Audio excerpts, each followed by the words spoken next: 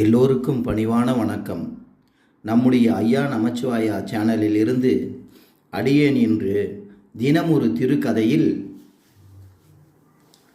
எங்க கொஞ்சம் வாங்க.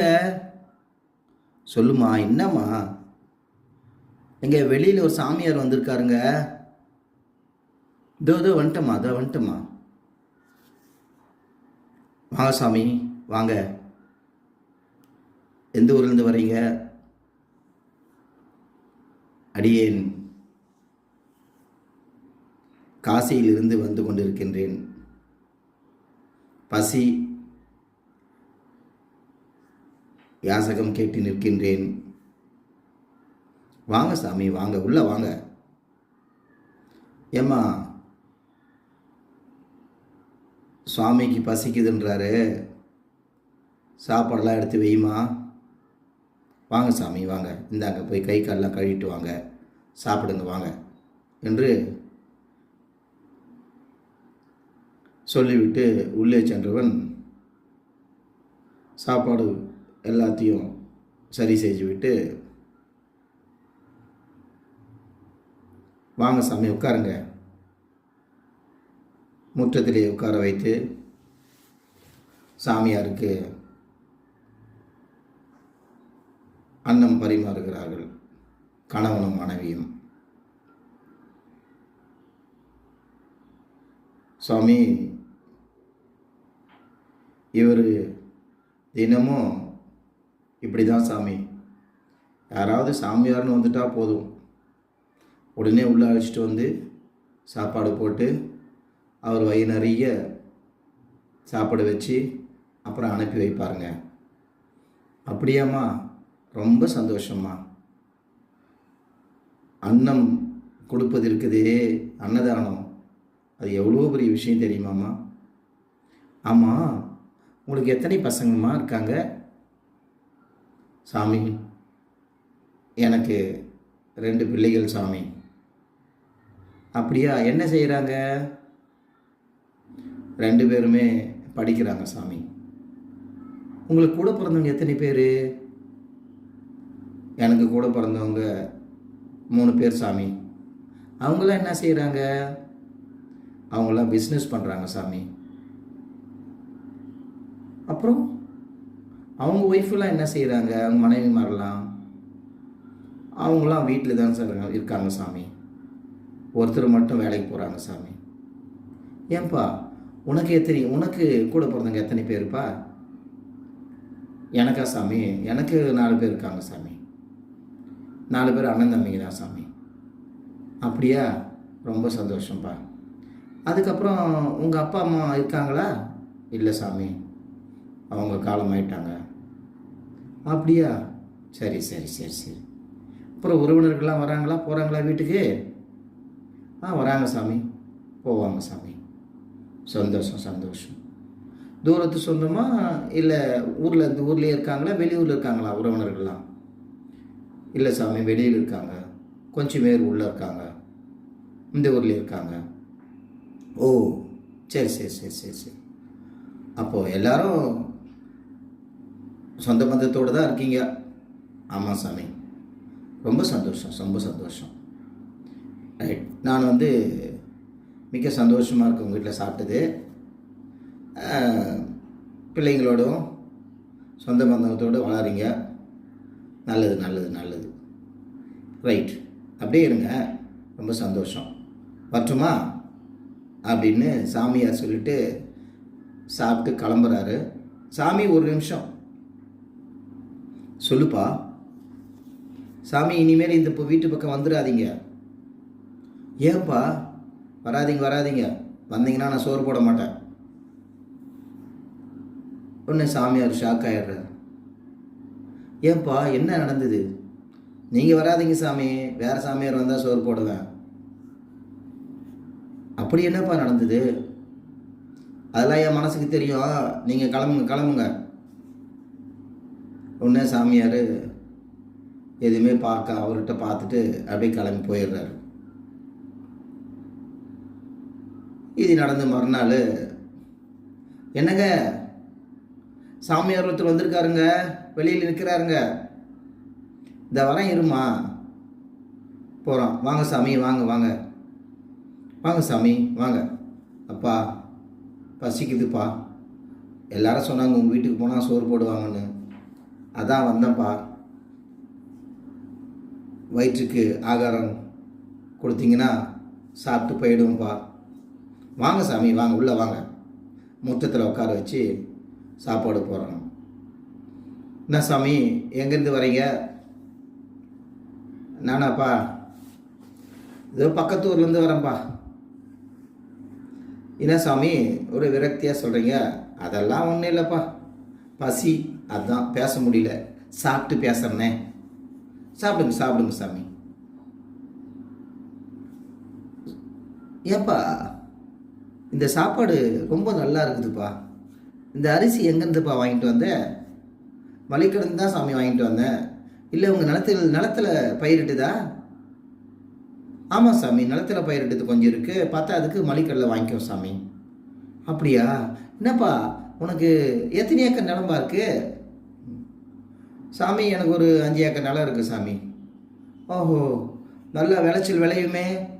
நல்லா விளையுது சாமி, நல்லா 3 போகம் விளையுது. நல்ல சந்தோஷமாக இருக்கேன் சாமி, ரொம்ப சந்தோஷம். அப்போ 3 போகம் விளையுதுன்னா ஒரு போகத்துக்கு ஒரு 100 மூட்டை விளையுமே. ஆமாம் சாமி, விளையுது சாமி. அப்போது ஒரு மூட்டைக்கு இவ்வளோ ரூபான்னா நிறைய பணம் வச்சுருப்பீங்களே கையில்? ஆமாம் சாமி, வச்சுருக்கிறேன் சாமி. இறைவனர்களால் நல்லா பணம் வச்சுருக்கிறேன் சாமி. அப்படியா? ரொம்ப சந்தோஷம். எவ்வளோ? சுமார் ஒரு 5 லட்சம் 6 லட்சம் வச்சுருப்பியா? வச்சுருக்கிறேன் சாமி. சரி சரி சரி. அம்மா இந்த கூட்டு பொரியல் ரொம்ப நல்லா இருக்குதும்மா. அப்படியே இந்த சாதத்தில் கொஞ்சம் நெய் ஏற்றிட்டு வந்தீங்கன்னா எல்லாத்தையும் போட்டு பிசைஞ்சு சாப்பிட்டேன்னா வயிறு ரொம்ப ஃபுல்லாகிடுமா. என்ன சாமி, நெய் எங்கள் வீட்டில் இல்லை சாமி. பரவாயில்ல, நல்லெண்ணெய் இருக்குதா? நல்லெண்ணெய் இருக்குது சாமி, நல்லெண்ணெய் இட்டுன்னு வந்து விடுங்க. சரி, சாப்பிட்டு என்னப்பா பத்திரமா இரு, ரொம்ப சந்தோஷமாக இரு, பணம் காசு நிறைய வச்சுருக்க, ரொம்ப சந்தோஷம். சாமி கொஞ்சம் உள்ளே வரீங்களா? ஏன்ப்பா உள்ளே வாங்கலை, அந்த ரூம் வரைக்கும் உள்ளே வாங்கலை. இந்த சாமியை நினச்சிக்க, ஓ பணங்கள்லாம் கொடுக்க போகிறான் போல இருக்குது, யாருக்கு தெரியாமல் கொடுக்க போகிறான் போல இருக்கு. ரொம்ப சந்தோஷம். அப்பா இதான் வந்துட்டேன்ப்பா. இன்னும் அவங்க மனைவி என்ன நினைக்கிறாங்க, இன்றைக்கி என்ன நடக்க போகுதுன்னு தெரியலையே. சரி மாட்டினான் சாமியார் அப்படின்னு அந்த அம்மா நினச்சிக்கிட்டு சிவபெருமானி ஐயா அந்த சாமியாருக்கு எதுவும் நடக்கக்கூடாது அப்படின்னு வெளியில் வேண்டிக்கிட்டு அந்த அம்மா வெளியிலே நிற்கிறாங்க. என்னடி பார்க்குற, நீ உள்ளே போய் சாமியாருக்கு சுத்தண்ணி வச்சு எடுத்துகிட்டு வா. சுத்தண்ணி எதுக்குப்பா? சாமி குடிக்குதான் சாமி, சாப்பிட்டு ஜீரணமாகணும்ல. ஓ அப்படியாப்பா, சந்தோஷம்ப்பா. போயிட்டு சுத்தண்ணி வச்சு எடுத்துகிட்டு வா. சரிங்க. அந்த அம்மா உள்ள சமையல் கட்டு உள்ளே போகிறாங்க. இவர் ரூமுக்குள்ளே சாமியார் கூப்பிட்டு போகிறாரு. கூட்டு போயிட்டு உள்ள கது சாத்துறாரு. ஐயோ விட்டுருங்க, அடிக்காதப்பா, வலிக்குதுப்பா. ஐயோ இங்கே அடிக்காதப்பா, ஐயோ வலிக்குதுப்பா, ஐயோ முதுகில் அடிக்கிறியப்பா, வலிக்குதுப்பா. ஐயோ என்னப்பா வயிற்றுல அடிக்கிற, முடியலையப்பா, சோறு போட்டு வயிற்றுல அடிக்கிறியப்பா, முடியலப்பா, அடிக்காதுப்பா. ஐயோ கால் அடிக்குதுப்பா, கால் வலிக்குதுப்பா, அடிக்காதுப்பா. ஐயோ என்னப்பா அது கை முடியலாம் வலிக்குதுப்பா, அடிக்காதுப்பா, விட்டுருப்பா. ஐயா உனக்கு சோறு போட்டா எவ்வளோ ரூபா வச்சுன்னுக்கிற? எத்தனை ஏக்கர் நிலங்குது? லட்சக்கணமா எத்தனை லட்சம் வச்சுங்கிற? உன் கண்ணெல்லாம் பணத்துலேயும் பொருள்லேயும் இருக்குது. நீ சாமியாரா? உனக்கு நான் சோறு போட்டு உன்னை பணிவிடை செஞ்சு அனுப்பணும். அவனை இனிமேல் இந்த வீட்டு பக்கம் வந்தேன்னு வச்சுக்கோ, இன்னைக்காவது கை காலோடு விடுறேன், அடுத்தது விடவே கையை காலம் இருக்காது. ஓடிவிடு, இந்த பக்கம் வர, இந்த ஊர் பக்கமே வரக்கூடாது. ஓ சரிப்பா. ஐயோ இல்லைப்பா. ஏமாத்துறீங்களா சாமியார் வேஷம் போட்டு? ஓடு சொல்லி அடித்து திருத்திடுறான். எங்க சுத்தனீங்க? சுத்தனியா? அவன் மேலே ஊத்து. அவன் போயிட்டான். போ, உன்னை சும்மா உள்ளே போக சொன்னால் நீ சுத்த நீ அப்படியே எடுத்துகிட்டு வரியா? உடனே இது நடந்து மறுநாள், ஏங்க சாமியார் வந்திருக்காருங்க, சாமியார் வந்திருக்காரு, அதான் வந்துட்டோமா, வாங்க வாங்க வாங்க சாமி, வாங்க உள்ள வாங்க சாமி. அப்பா, வெகு தொலைவிலிருந்து வருகின்றேன், அன்னம் பாலிப்பாயா?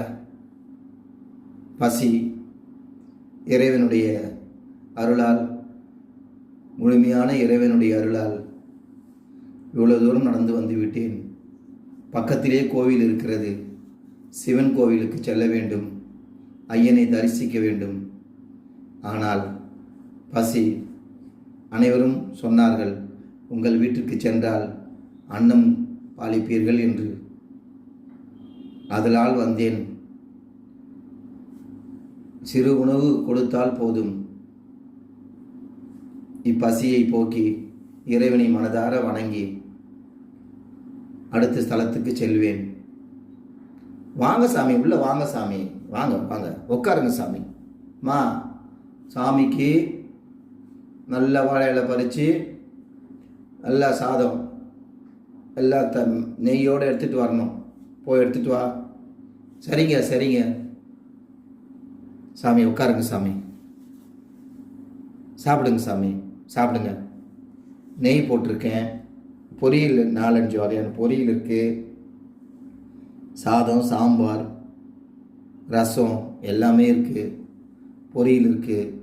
வீட்டுக்கார அம்மா நெய் எடுத்துகிட்டு வராங்க, சாப்பிடுங்க சாமி. அப்பா, இவையெல்லாம் வேண்டாம் சாமி, சாதமும் கொஞ்சம் அன்னமும் சாம்பாரும் கொடுத்தால் போதும். அவையெல்லாம் ருசிக்கு சாப்பிடுவேன், அடியேன் பசிக்கு சாப்பிட வந்திருக்கிறேன் அப்பனே. பசி 6 நாள் போதும். சரி சாமி, உங்களுக்கு என்ன பிடிக்குதோ அதை சாப்பிடுங்க சாமி. நன்றி அப்பா. சாமியார் சாம்பாரும் சாதத்தை சாப்பிட்டு எழுந்து, வயிறு நிரம்பி விட்டது தம்பி. சாமி, இப்போ அடுத்தது எங்கே சாமி போகிறீங்க? அப்பா, ஒவ்வொரு நாளும் ஒவ்வொரு ஸ்தலத்திற்கு செல்ல வேண்டும். என் அப்பன் ஈசனுடைய தரிசனத்தை பார்த்து அவனுடைய அருளை பெற்று காலத்தை கழித்து கொண்டிருக்கின்றேன். என் அப்பன் இருக்கும் இடமெல்லாம் எனக்கு இருக்கும் இடம், நான் இருக்கும் இடம் என்று சொல்வார்களே, அதுபோன்று என் அப்பன் இருக்கும் இடம்தான் எனக்கு இடம். நைட்டில் எங்கே சாமி படுத்துக்கிறீங்க? அப்படியே எந்த ஊருக்கு செல்கின்றனோ அங்கே கோவில் வாசுப்படியில் படுத்துக்கொள்வேன். ஏன் சாமி? என் அப்பன் இருக்கும் இடம் அல்லவா, கோவில் வாசலில் படுத்துக்கொண்டால் அவன் மடியில் படுப்பது போன்று எனக்கு தோன்றும். அவன் மடியிலே அங்கேயே படுத்து உறங்கிவிட்டு காலையில் எழுந்து நீராடிவிட்டு மீண்டும் அப்பனை தரிசித்து விட்டு அடுத்த ஸ்தலத்திற்கு சென்று வழிபட்டு இப்படியே என்னுடைய காலத்தை கழிக்கின்றேன். இறைவனுடைய அருள் எப்பொழுது முழுமையாக கிடைக்குமோ தெரியாது. அவன் அருள் கிடைக்கும் வரை அவன் பாதத்திலே விழுந்து கிடப்பது தான் எனக்கு புண்ணியம், அவன் கோவிலிலே விழுந்து கிடப்பது தான் எனக்கு புண்ணியம். அதைவிட எனக்கு வேறு ஒன்றும் வேண்டாம். ரொம்ப நல்லது சாமி. சாமி, நீங்கள் எப்போ வந்தாலும் எங்கள் ஊர் போனாலும் பசின்னா உடனே இங்கே வந்துருங்க சாமி. எங்கள் வீட்டில் சாப்பிட்டு உடனே நீங்கள் போயிடலாம் சாமி. இல்லையப்பா, அப்படி ஒரு வாய்ப்பு கிடைத்தால் கண்டிப்பாக வருகிறேன். இறைவன் எனக்கு ஒரே இடத்தில் இருக்க அனுமதி கொடுத்ததில்லையப்பா. வருகின்றேன் சுவாமி. என்ன சாமி, என்னை போய் சாமின்றீங்க? கேள்விப்பட்டேன் அப்பா, உன்னை பற்றி மிகவும் கேள்விப்பட்டேன். நல்லவருக்கு நல்லவன் நீ, பொல்லாதவருக்கு பொல்லாதவன் நீ. ஆனால் இக்காலத்தில் இது இருக்க வேண்டும் அப்பா. நீ எப்பொழுதும் அடியார்களுக்கு உணவளித்து அதன் பிறகு அவர்களை குணத்தை அறிந்து நீ செய்யும் பணிவிடைகளையும் கேள்விப்பட்டேன். ஆனால் கேள்விப்பட்ட பிறகு முன்னிடத்தில் நான் வந்திருக்கிறேன் என்றால் என் ஐயனுடைய கட்டளை எது? அதனால் தான் உன் வீட்டில் உணவு அருந்த வந்தேன். ரொம்ப சந்தோஷம் சுவாமி. அப்பா, உன்னிடம் கேட்டுக்கொள்வதெல்லாம் ஒன்றுதான். நீ இவ்வளவு தான தர்மம் அன்னதானம் செய்தும் இறைவனை வணங்குவதில்லையாமே? ஏன் சுவாமி? இறைவனை வணங்குவது என்பது அவர்களுடைய விருப்பம் சாமி. எனக்கு சிறு வயதிலிருந்து இறைவன் கடவுள் என்றால் எனக்கு பிடிப்பதில்லை சாமி. ஆனால் என்னமோ தெரியல சாமி, தினமும் யாரோ ஒருத்தருக்கு சோறு போடணும் சாமி. ஆனால் அவங்க கட்டவங்களாக இருந்தால் உடனே மறுபடியும் நான் அனுமதிக்க மாட்டேன் சாமி. ஆனால் தினமும் ஒருத்தருக்கு சோறு போடுவோம் சாமி. எனக்கு அது பழக்கமாயிடுச்சு சாமி. சிரித்து கொண்டே சாமியார், நல்லது நல்லது அப்பா, தினமும் அன்னமளிப்பேன் என்று சொல்கிறாயே, அது எவ்வளவு பெரிய விஷயம் தெரியுமா? உனக்கே தெரியாமல் இறைவனை நோக்கி சென்று கொண்டிருக்கிறாய் அப்பனே. மிக்க நன்றி சாமி. அதெல்லாம் எனக்கு தெரியாது சாமி. நான் தினமும் ஏழைங்களுக்கு அன்னதானம் பண்ணணும், அதுதான் சாமி எனக்கு தெரியும். என் மனைவி வேணா கேட்டுங்க, அவ சிறந்த சிவபக்தி, எப்பொழுது சிவசிவா சிவசிவா என்று கூறிக்கொண்டிருப்பாள். அவளுக்கிட்ட போயிட்டு பேசுங்க சிவபெருமானை பற்றி. அப்பா, ஒரு சேர ஒருவர் இருவர் ஒருவராக இருப்பது தான் ஐயனுடைய குணம். கணவன் மனைவி அர்த்தநாரீஸ்வரராக இருப்பதே ஐயனுக்கு பிடிக்கும். அதுபோன்று நீ உன்னில் உன் மனைவி அடக்கம், உன் மனைவியில் நீ அடக்கம், உன் மனைவியினுடைய சிவபக்தி உன்னை இந்த அளவுக்கு கொண்டு வந்திருக்கின்றது. காலம் போகும், நீயும் சிவபக்தனாக மாறுவாய் சாமி. அதெல்லாம் வேணாம் சாமி. நீங்கள் சாப்பிட்டீங்க, ரொம்ப சந்தோஷம் சாமி. நீங்கள் எப்போ ஒன்றாலும் வாங்க சாமி. அப்பா, எனக்காக ஒன்று செய்கின்றாயா? சொல்லுங்க சாமி. நீ சுவாமியை வணங்க வேண்டாம். இந்த நெற்றியிலே எதுவுமே வைக்காமல் இருக்கின்றாய். திருநீறு மட்டும் அணிந்து கொள். இறைவனை வணங்க வேண்டாம். அது எனக்கு போதும் சுவாமி, அது எனக்கு போதும் அப்பா. சாமி, உங்களை பார்த்தா பக்தியுள்ள சாமியாக தான் தெரியுது, ஏமாத்துற சாமியாக தெரியல. ஆனால் நான் அந்த திருநூறில் நான் வைக்க மாட்டேன். நான் தான் சாமியே இல்லைன்னு சொல்கிறேன். அப்பா, சரி அப்பா, எனக்காக ஒன்று செய்கிறாயா? சொல்லுங்க சாமி. நீ தினமும் சாப்பிட்றதுக்கு முன்னாடி உங்கள் வீட்டு பக்கத்து வீட்டுக்கார திருநீர் விடுவான் இல்லையா? ஆமாம் சாமி. அவன் நெத்தியை பார்த்துட்டு சாப்பிடு. இல்லையா, யார் திருநீர் வச்சிருக்காங்களோ அவங்க நெத்தியை பார்த்துட்டு சாப்பிடு. அது போதும், நீ சாமியெல்லாம் வணங்க வேணாம். என்ன சாமி இது? நெத்தியை பார்த்துட்டா சாமி எனக்கு வந்துடுவாரா? அப்பா, அதை நான் கூற விரும்பவில்லை அப்பா. நீ எனக்காக திருநீர் இடக்கூடியவர்களுடைய நெத்தியை பார்த்துவிட்டு, என் பக்கத்து வீட்டுக்காரர் தினமும் திருநீர் இடுகிறார், அவர் நெத்தியை பார்த்துவிட்டு சாப்பிடு. அதுவே எனக்கு போதும். சரி சாமி, வயசானவராக இருக்கீங்க, நல்ல சாமியாராக இருக்கீங்க, கண்டிப்பாக உங்களுக்காக அதை செய்கிறேன் சாமி. தினமும் திருநூறு பக்கத்து வீட்டுக்கார நெத்தியை பார்த்துட்டு சாப்பிட்றேன் சாமி. போதுமா? ரொம்ப நல்லதுப்பா, நான் வருகிறேன். போயிட்டு வாங்க சாமி, எப்போ வேணாலும் வாங்க சாமி. சரியப்பா என்று சொல்லிவிட்டு சாமியார் போய் விடுகிறார். என்னங்க, சாமியார் சொன்னதை கேட்டீங்கல்ல? இப்போ காலையில் சாப்பிட்ணும், நீங்கள் சாமியார் சாப்பாடு போட்டீங்க, நீங்கள் சாப்பிட்ணுமே. இருமா, சாமியார் சொல்லியிருக்காரு, பெரியவங்க அவங்க வார்த்தையை மதிக்கணும்ல. நான் போய் பக்கத்து வீட்டுக்காரன் நெத்தியை பார்த்துட்டு வந்துடுறேன். சாப்பாடு ரெடி, சாப்பாடெலாம் எடுத்து வை, வந்துடுறேன். ஆஹா, சிவபெருமானே, ஏதோ உன் திருவிடையாடல் செய்கிறாய். நல்லது அப்பா சிவபெருமானே, அப்பா நமச்சிவாயா என்று அவருடைய மனைவி நினைத்து கொண்டு, போங்க போங்க போய் பார்த்துட்டு வாங்க என்று மனத்துக்குள் சந்தோஷமாக அனுப்பி வைக்கிறாள். உடனே இவன் பக்கத்து வீட்டுக்கு போனான். போய் பார்த்தா அங்கே பக்கத்து வீட்டுக்கார இல்லை, பூட்டிருக்கு கதவு. பக்கத்தில் இருக்கிறவங்கள கேட்குறாங்க, எங்கப்பா இவன் காணோம்? இவன் கேட்குறான், ஏங்க அவங்க இப்போ தாங்க அந்த இடத்துக்கு போனாங்க, கிணறு வெட்டுறாங்க, அதனால் காலையிலே போயிட்டாங்க. அப்படியா? வீட்டுக்கு வரான். ஏம்மா, பக்கத்து வீட்டுக்காரன் கிணறு வெட்டுறானா, காலையிலேயே போயிட்டானா, நான் எப்படி இப்போ சாப்பிட்றது? ஏங்க, இந்த பக்கத்தில் தானே இருக்குது நிலம், கொஞ்சம் தூரம் தானே, போங்க போயிட்டு அவன் கிணத்துல தான் இருப்பான், அதை போய் பார்த்துட்டு வாங்க. என்னடி இப்படி சொல்லிட்ட? போங்க. சரி சரி போகிறேன். நேராக அந்த பக்கத்து வீட்டுக்காரன் நிலத்துக்கு போகிறான். அங்கே பக்கத்து வீட்டுக்காரன் கிணறை வெட்டின்னு இருக்கான். வெட்டின்னு இருக்கும்போது டங்குன்னு ஒரு சத்தம். மறுபடியும் வெட்டுறான், டங்குன்னு மறுபடியும் ஒரு சத்தம். மறுபடியும் ஓங்கி அடிக்கிறான், டங்குன்னு ஒரு சத்தம்.